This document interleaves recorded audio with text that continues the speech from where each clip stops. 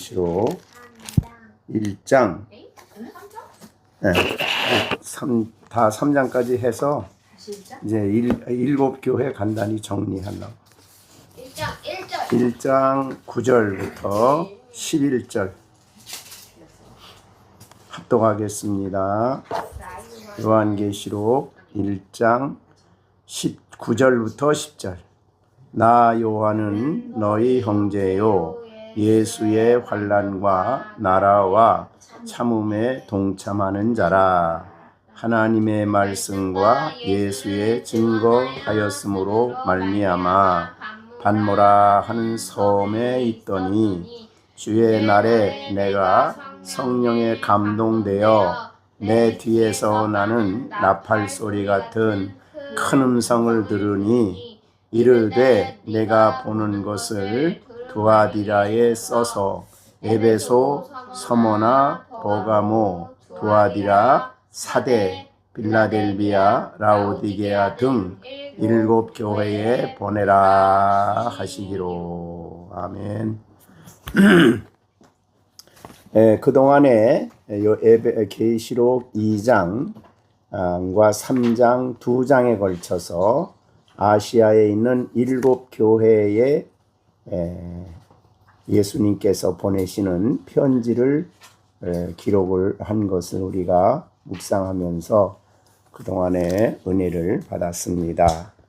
아시아의 7교회. 그래서 그 교회를 하나님이 어떻게 보시는, 주님이 어떻게 보시는가 하는 것을 우리가 성경을 통해서 다시 한번 묵상을 했는데 여기에 보면은 11절에 거기에 7교회라는 말이 있습니다.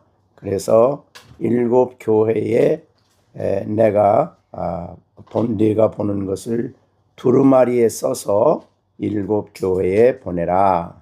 그래서 요한계시록은 2장 3장만이 아니고 사실은 전체를 다 아시아에 있는 7교회에 보낸 하나님의 말씀입니다. 그래서 두루마리에 썼다 이렇게 표현하고 있습니다.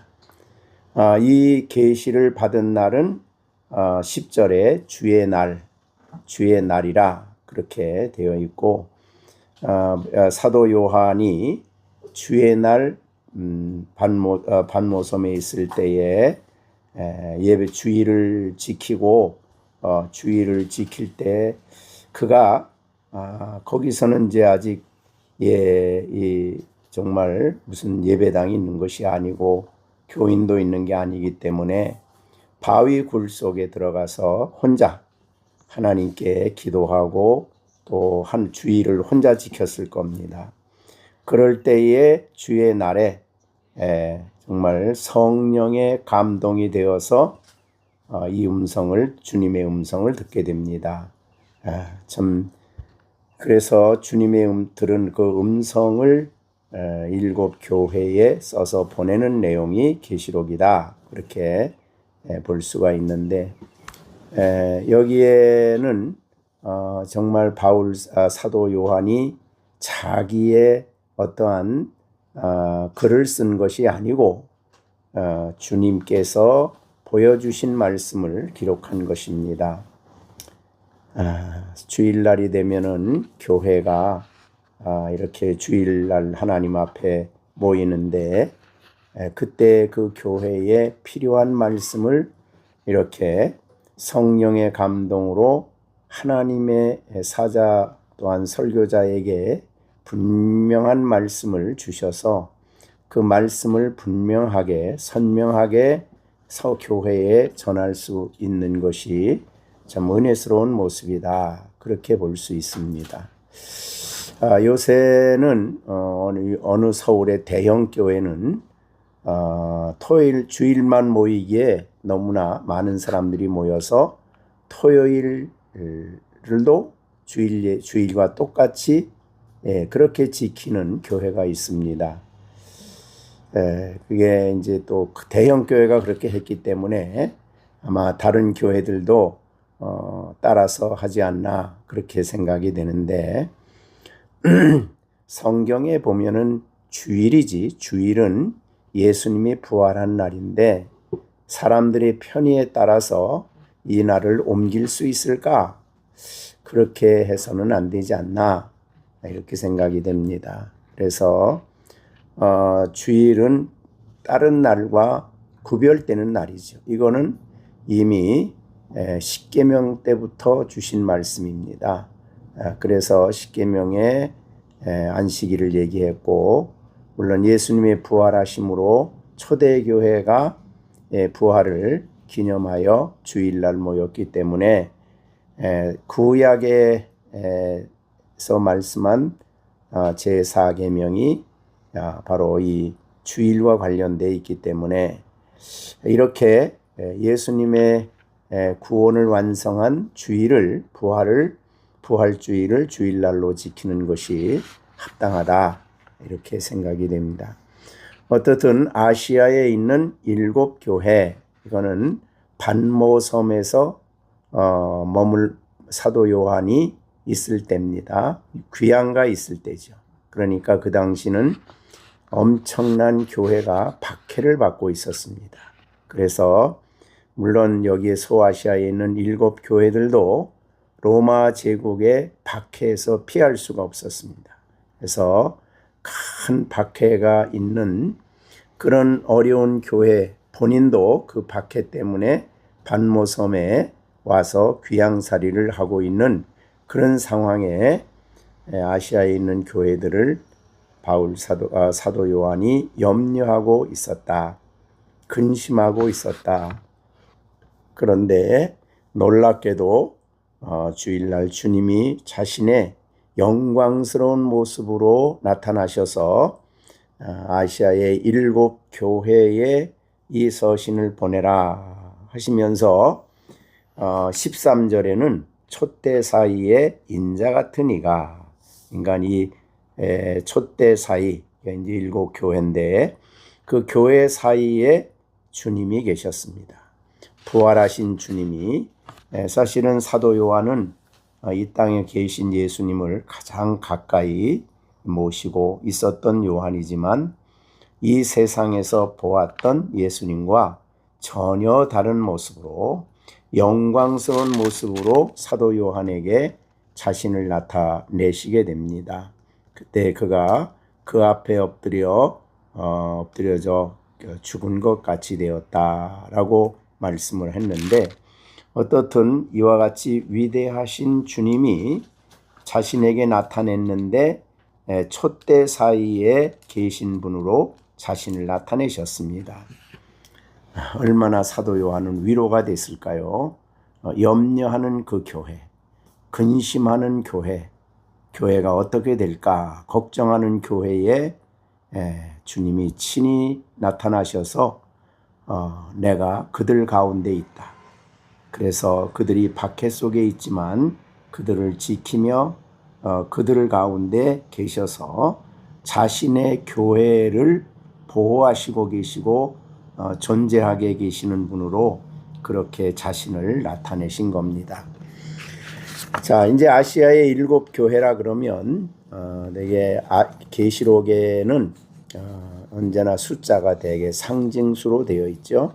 그래서 7은 완전수입니다. 그래서 7교회에 보냈다. 그 말은 아시아의 7교회가 1차적으로 대상이 되지만 그러나 그 7교회는 그 교회만 보는 것이 아니고 영적으로 생각할 때는 어느 시대나 어느 지역이나 적어도 예수님이 재림하실 때에까지 이 땅에 존재하는 모든 참 교회 가운데 주님이 계신다 하는 그런 교훈을 주시고 있는 겁니다. 그래서 흔히 우리가 너무나 지역교회 그리고 이렇게 예배당이라고 하는 일정한 장소에 모인 그런 장소를 교회로 생각하는 이런 것은 옳지 않다 그렇게 여겨집니다. 교회는 장소가 교회가 아니고 하나님의 백성들이 교회입니다. 그래서 그들이 간 어느 시대나 어느 장소나 정말 복음을 믿고 거듭난 하나님의 백성들이 두세 사람이 예수님의 이름으로 모이는 그곳에 주님이 계시고 그곳이 바로 교회다. 그렇게 우리가 볼 수 있겠습니다. 그런데 교회를 볼 때에 성경에서는 7교회를 7촛대라 그랬습니다. 완전해서 촛대가 아니죠. 우리가 에베소서 2장 3장에 나오는 7교회들도 다 책망받을 만한 일을 했고 부족하고 어려움이 있지만 그럼에도 불구하고 금촛대라고 합니다. 이게 교회죠. 그래서 그리스도를 믿는 믿음으로 세워진 교회, 그리고 그 교회는 불을 비추는, 빛을 발하는 빛을 비추는 교회입니다. 완전해서 금촛대가 아니라 그리스도 안에 거듭난 하나님의 백성들이 교회이기 때문에 금촛대라 이렇게 말씀을 하셨습니다. 이 금촛대가 나온 곳은 구약에 출애굽기 25장 31절부터 37절까지 있는 대로 순금등대, 이것은 성막 안에 만들어진 순금등대입니다. 거기에 이제 처음으로 순금으로 만든 등잔, 그래서 오늘 여기에 같은 내용인데요. 금촛대 같은 내용입니다. 그런데 이것을 촛대라 그랬는데 우리가 성막 안에서는 어떤 빛도 들어오지 못합니다. 태양빛도 들어올 수 없고 햇빛도 들어올 수가 없습니다. 오직 그 성막 안에는 금촛대만 있습니다. 그래가지고 거기에서 불을 비춤으로 성막 안에 그 빛 가운데서 모든 빛이 일을 하게 되죠. 그래서 이것은 영적인 중요한 신앙적인 의미로 예수님은 마태복음 5장에서 이 문제를 다시 말씀을 하셨습니다. 교회를 향해서 너희는 세상의 빛이다. 이 말씀입니다. 너희는 세상의 빛이라고 마태복음 5장에 말씀을 하셨지만 그러나 그 문맥상으로 볼 때에 오히려 너희만이 그런 의미가 됩니다. 너희만이 세상의 빛이다. 그때는 사도들입니다. 사실은 사도들은 배운 것도 별로 없고 부족하고 그렇습니다. 그럼에도 불구하고 너희만이 세상의 빛이라 라고 얘기를 했습니다. 그래서 등불을 켜서 사람들이 볼 수 있도록 빛을 비추는 건데 이 촛대는 빛을 비추는 재료가 하나 있죠. 그게 바로 감람유입니다. 그래서 그 기름 외에는 다른 어떤 것도 쓰지 않습니다. 그런데 감람유에서도 제일 좋은 기름으로 여기다가 공급을 함으로써 이 촛대가 빛을 비추게 됩니다. 이와 같이 지상에 있는 교회는 무엇보다도 교회가 어떤 외적으로 화려하고 웅장하고 대단해서 화려한 빛이 되는 게 아니라 믿는 성도들 하나하나가 주 안에 그리스도의 교회인데 그들 안에 하나님의 한 가지는 기름이듯이 기름은 성령을 상징하죠. 그래서 성령으로 충만함을 받고 성령의 이끌림을 받고 성령의 인도를 받고 살아가는 교회, 그 성도들이죠. 이것이 바로 촛대입니다. 그래서 이게 굉장히 중요한 이유는 우리가 갈라디아서 5장 16절에도 말한 것처럼 내가 이르노니 너희는 성령을 따라 행하라. 그리하면 육체의 욕심을 이루지 아니하리라. 그러면 뭡니까? 둘 중에 하나죠. 성령을 따라 행하든 육체의 욕심을 따라 행하든 둘 중에 하나인데 육체의 욕심을 따라 행하면 육신의 열매를 맺습니다. 그런데 육신의 열매를 맺으면 세상에 빛이 될 수가 없죠. 그런데 성령을 따라 행하면 성령의 열매를 맺게 되죠. 성령의 열매가 바로 세상의 빛입니다. 그래서 사랑, 희락, 화평, 인내, 자비, 양선, 충성, 온유, 절제, 이 9가지가 바로 성령을 따라 행하는 성도들에게 나타나는 열매입니다. 그 열매가 바로 세상의 빛이 되는 겁니다. 그래서 교회가 이 세상의 빛이 되는 것은 어떤 화려한 행사나 외형적인 모양이 아닙니다. 육체의 욕심을 따라 지내면 그것은 하나님과 원수다. 그리고 하나님의 법을 순종할 수도 없고 순종하려고도 하지 않습니다. 결국은 둘 중에 하나지요. 성령을 따라 행함으로 교회는 이 땅에서 성도들은 빛된 삶을 살아가게 된다. 그럼 성령을 따라 행하는 삶이 바로 우리가 좋은 책을 읽었지만은 그리스도인의 영성의 원칙을 지키는 겁니다. 이것 외에는 다른 방법이 없죠. 그래서 성령을 따라 행하는 자, 육체를 따라 행하는 자, 둘 중에 하나입니다. 근데 우리 예수를 믿지 않는 사람은 물론 말할 것도 없이 육체의 소욕을 따라 살지만 적어도 그리스도인이라고 하면서 육체를 따라 사는 일은 이것은 정말 우리가 경계해야 할 아주 중요한 문제죠. 그래서 육신을 따르는 자는 육신의 일을 생각하고 영을 따르는 자는 영의 일을 생각하나니, 그래서 육신의 생각은 사망이고 영의 생각은 생명과 평안이다 라고 하셨습니다. 그리고 육신의 생각은 로마서 8장 7절 하나님과 원수가 되나니, 이게 엄청난 일이죠.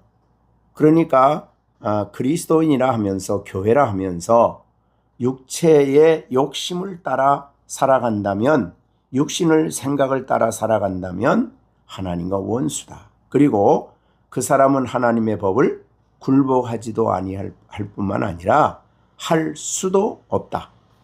그리고 육신을 따르는 자는 하나님을 기쁘시게 할 수도 없다. 그렇게 이 문제를 분명하게 해주셨습니다. 그래서 우리는 그럼 여기에 중요한 것은 육신의 영의 생각을 해야 되는데, 영의 생각은 우리가 좀 그리스도의 영성에서도 많이 말한 것처럼 우리의 모든 생각과 결정과 사상과 모든 것이 사실은 예수 그리스도를 생각하는 일입니다. 그래서 믿는 도리의 사도시며 대제사장이신 예수님을 깊이 묵상하고 생각합니다. 오늘도 나와 함께 계신 주님을 생각하는 것이 교회입니다. 그래서 이와 같이 지상에 있는 교회는 다른 방법으로 빛된 삶을 살 수가 없습니다. 오직 성령을 따라 살아야 된다. 성령을 따라 살아가는 사람은 육신의 일을 생각하지 않고 영의 일을 생각한다는 것을 우리가 잊지 않아야 하겠습니다.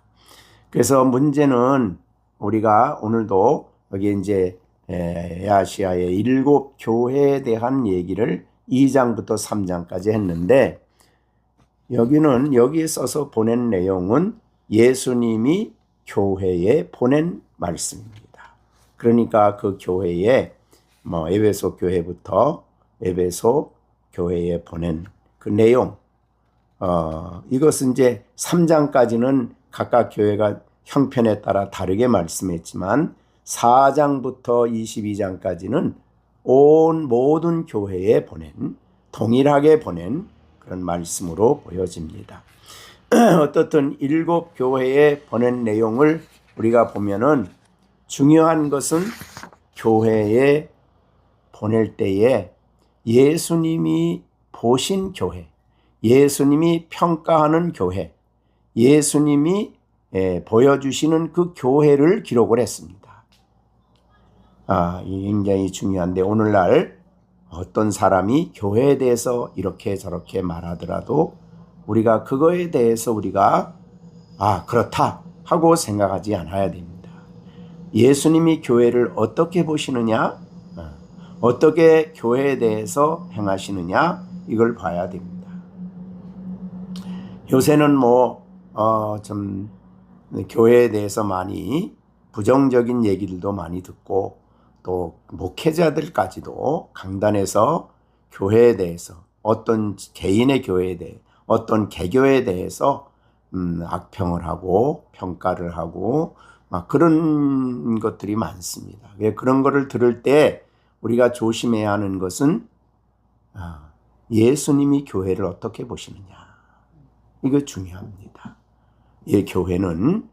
교회는 주님이 말씀한 대로 내 교회를 반석 위에 주님의 교회를 주님이 세우시는데 음부의 권세가 이기지 못합니다.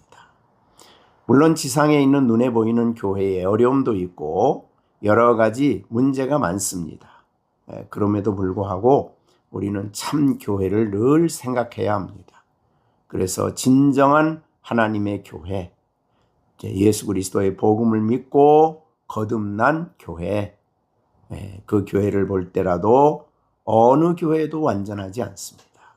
에베소 교회는 정말 수고도 하고 여러 가지 주님이 칭찬할 만한 일도 했지만 예수님께 대한 처음 사랑을 버렸다.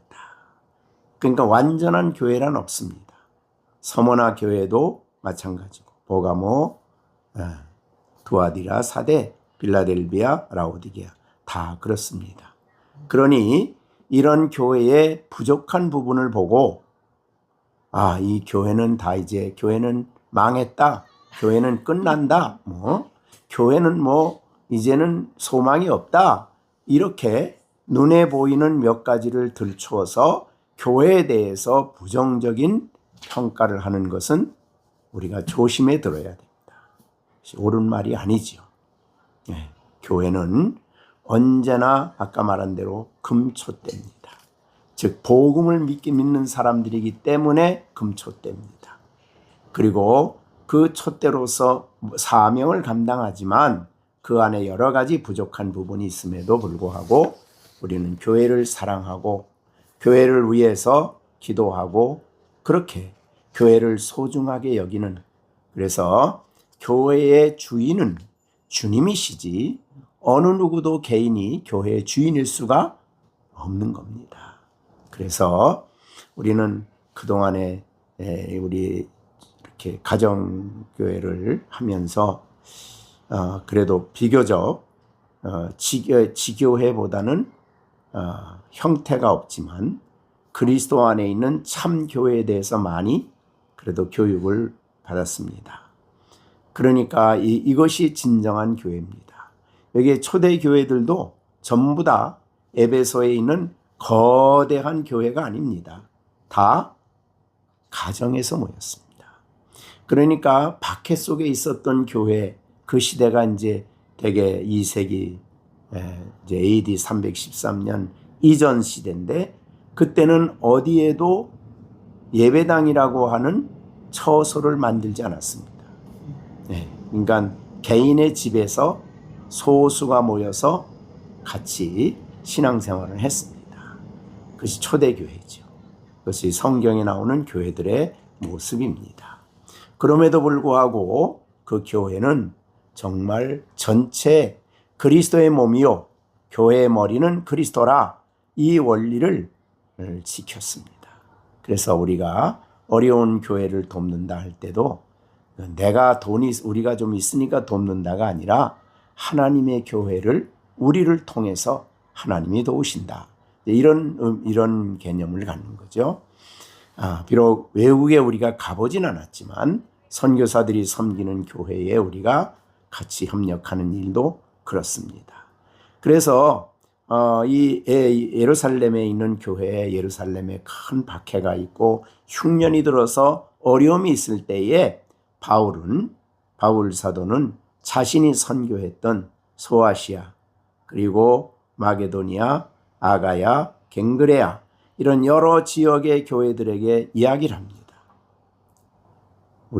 우리에게 복음을 전해주었던 예루살렘 교회가 지금 어렵다.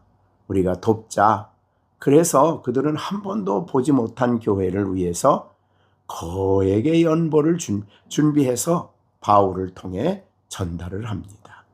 그러면서 전달하면서 뭐라고 하냐면 이것은 은혜다. 그러니까 선교 헌금을 구제 헌금을 보낼 때에 너희의 은혜를 저들에게 전달한다. 사실은 헌금으로 다른 데를 도울 수 있는 것은 은혜라 그랬습니다. 은혜다. 내가 돕는 게 아니라 이거 내가 하나님의 은혜에 참여하는 일이다. 그렇게 이해를 할 정도로 그걸 은혜로 생각을 했습니다. 어떻든 간에 교회에 대한 사랑은 우리가 함부로 결정을 하고 함부로 교회를 이렇게 말해서는 안 되는 부분이 그런 것입니다. 어떻든 이런 에베소 교회에 칭찬도 하셨지만 책망도 하시고 또 어느 교회는 똑같이 거의가 다 칭찬, 책망 그리고 그 교회를 그것을 해결하는 방법까지 제시해 주십니다.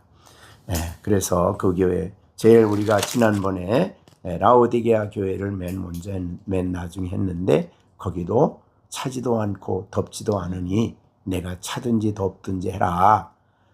이럴 정도로 얘기하시고 그 교회를 말할 때에 이런 책망을 할 때에 계시록 3장 19절에 내가 사랑하는 자를 책망하여 징계한다. 사랑하기 때문에 내가 책망한다. 이것이 교회에 대한 주님의 말씀이죠. 그래서 열심을 내라. 그리고 내가 너희와 나와 교제를 해서 너의 문제가 해결되길 바란다. 이렇게 말씀을 하시고 있습니다. 그리고 7 교회에 각각 이 얘기를 하지만 여기에 이제 나중에 맨 끝절에는 귀 있는 자는 성령이 교회들에게라고 했습니다. 그러니까 사실은 라오디게아 교회에게 하는 거면은 교회에게 그래야 되잖아요. 근데 다른 교회, 다른 것도 다 그래요. 다른 성경도 보면 전부 다 교회들에게 하시는 말씀이에요. 그 말은 뭡니까? 이거는 이 교회만 들어야 할 말이 아니다. 적어도 지상에 있는 모든 교회는 이 말을 들어야 된다. 그러니까 이 말씀은 사실은 그런 면에서 모든 지상에 있는 교회들에게 하시는 주님의 음성입니다. 우리는 이 말씀을 늘 생각하고 교회된 우리가 이 땅에서 가져야 될 중요한 것, 우선은 에베소 교회를 향해서 제일 강조한 것, 예수님을 처음 사랑같이 그리스도를 사랑해라. 서머나 교회는 너희가 환난과 핍박이 있는데 그거 두려워하지 말아라. 내가 환난과 핍박이 있지만 그거는 일시다. 10일 동안 이제 환난이라 그랬는데 정한 기간 동안 환난이 있지만 죽도록 충성해라. 그런 말씀을 서머나 교회에게 주시고 버가모 교회에는 거짓된 교사들이 들어와서 성도들을 혼란하게 하는데 교리의 순결성을 지켜라 하는 말이 이제 말씀이고, 그러니까 교회는 사랑, 그 다음에 이게 환란, 그 다음에 거짓 교사들의 활동이 있다 하는 것을 말씀을 합니다. 투아디라 교회를 향해서는 형식적인 신앙생활을 조심해라. 즉 살았다는 이름은 가졌지만 그리스도인이라는 명칭은 가졌지만 실상은 죽었다. 영적으로 죽은 삶을 살아가고 있다. 조심해라. 깨어 있어라. 그런 말이죠. 그 다음에 사대교회에 대해서도 주님이 아주 심각하게 책망을 하면서 성결을 유지해라. 그들은 더러운 옷을 입은 사람들이 있는데 다 그런 건 아니고 그 중에 그래도 몇 명은 흰 옷을 입었다. 그래서 성결, 우리가 거룩이죠. 거룩을 힘써라. 빌라델비아 교회 앞에는 내가 너희 앞에 열린 문을 두었다. 누구도 닫을 수 없는 축복의 문을 열어놨다. 그래서 열린 문을 통해서 하나님의 은혜를 풍성히 공급받으며 살아라. 라오디게아 교회는 주님과의 교제를 회복해라. 그러면 이 7 교회의 내용들은 전체적으로 우리가 하나를 다 본다면 우리의 삶 속에 있을 수 있는 문제들이에요, 다. 그래서 이 7가지를 우리가 염두에 두고 그런 내용을 우리가 잘 회복을 하는, 그래서 신앙생활을 바르게 하는 우리들의 삶이 돼야 되겠습니다. 특별히 마지막, 내가 문 밖에 서서 두드리는데 누구든지 내 음성을 듣고 문을 열면 내가 그에게로 들어가 그와 더불어 먹고 그는 나와 더불어 먹으리라. 교제한다는 거죠. 우리를 불러 그의 아들 예수 그리스도 우리 주와 더불어 교제하게 하시는 하나님은 미쁘시다 한 것처럼 주님과 함께 교제함으로 그리스도를 통해서, 그리스도를 알므로 그리스도를 통해서 우리가 풍성한 영적 생활을 회복하는, 늘 회복하는 우리들의 삶이 돼야 되겠습니다. 이제 7교회를 마지막으로 이제 한번 다시 1장부터 정리를 했습니다. 지상에 있는 교회 가운데 주님이 계신다. 우리와 함께 계신다는 거죠.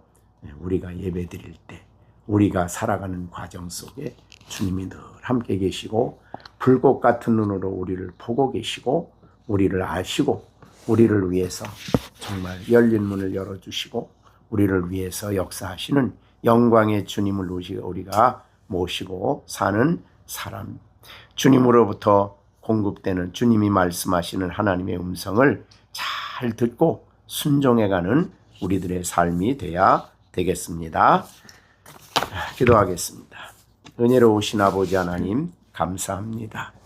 이 험난한 세상 가운데 주님이 재림하기까지는 이 땅의 여러 가지 혼란과 이단과 세속적인 유혹과 시험이 많은 세상을 살아가면서 우리가 주님을 뜨겁게 사랑하는 우리들이 되게 하여 주시고, 날마다 우리가 하나님 앞에서 정말 신앙의 순결성을 지키며 교리를 굳게 붙잡고 거짓된 교리를 분별하며 하나님 앞에서 성결한 생활을 힘쓰며 날마다 예수 그리스도와의 교제를 통해서 주님으로부터 공급되는 풍성한 은혜를 공급받으며 살아가는 우리들이 되게 해 주시옵소서. 하나님 아버지, 저희들 너무나 연약하지만 그러나 우리를 이 세상에 촛대로 세우셨습니다. 무엇보다도 성령으로 충만함을 받고 우리가 육체를 따르지 않고 성령을 따라 행하는 삶을 통해서 성령의 열매가 우리 삶 가운데 풍성히 맺혀서 빛된 삶을 살아가는 우리 모두가 되게 하여 주시옵소서.